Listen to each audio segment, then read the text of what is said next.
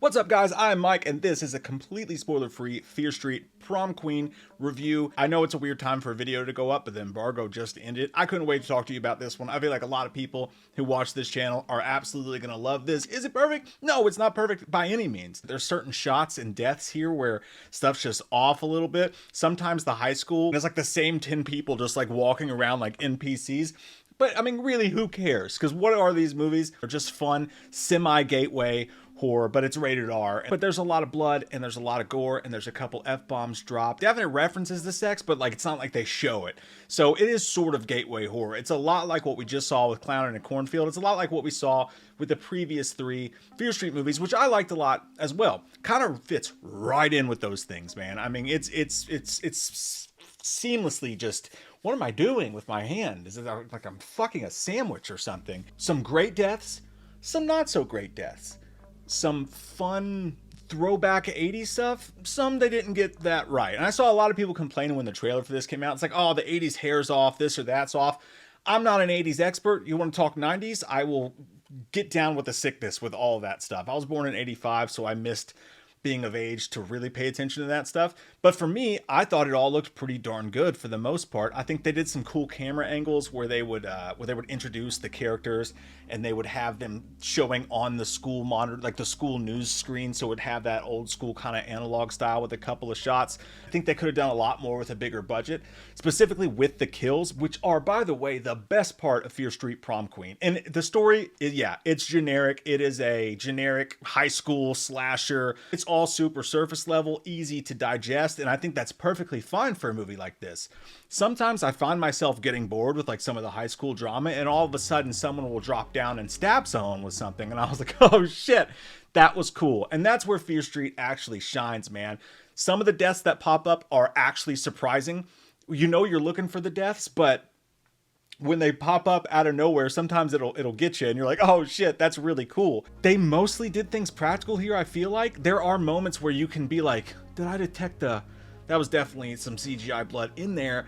And I'm enjoying the story enough, and I'm thinking this is pretty good, about on par with the other films. And then the first kill happens, and I'm like, oh, that was really bad. But the very next kill, I was like, wow, they really made up for that already. There's a kill that is like sort of like Terrifier. It's a sort of Art the Clown style kill.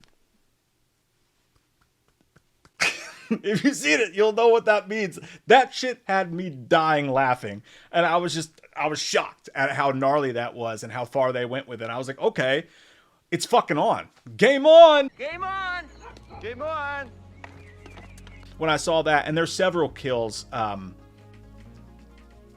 that were really well done special effects wise, and I was shocked with how good they did them. And there's a couple other ones that are simple and quick, but they're surprising. They come out of nowhere. Like someone will be mid-sentence and you're like, oh shit!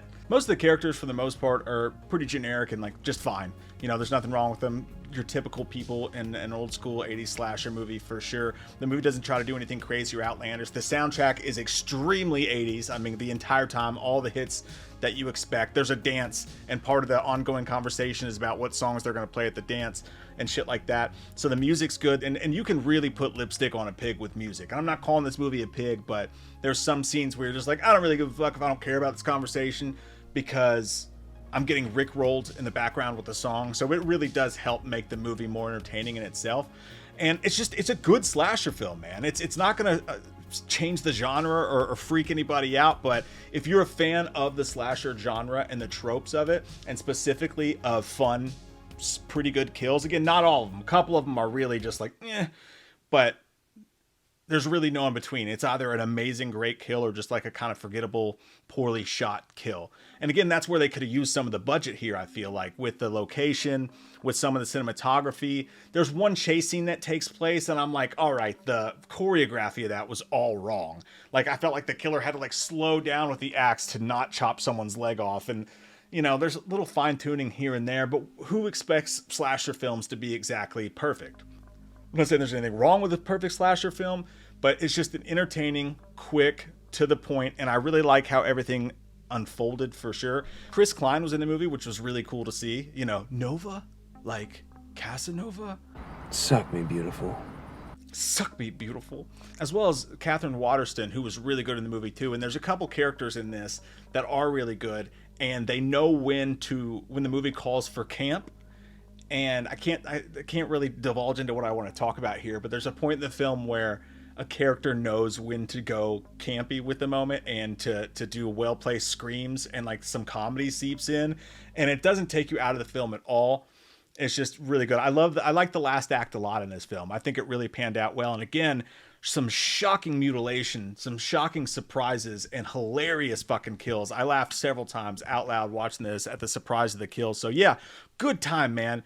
An imperfect film, 100%. It does feel like kind of like a COVID era film, as far as some of the cinematography and things like that go, for sure. It's definitely a Netflix type of streaming film, but it's a fun slasher movie, and I definitely recommend watching. Again, some surprising Art the Clown-ish little moments in there, and there's one electricity moment that's just, oh, it looks terrible, and there's moments like that as well. So man, you guys are gonna love this. You guys are gonna have a really good time with it. Again, perfect? No. Entertaining as fuck?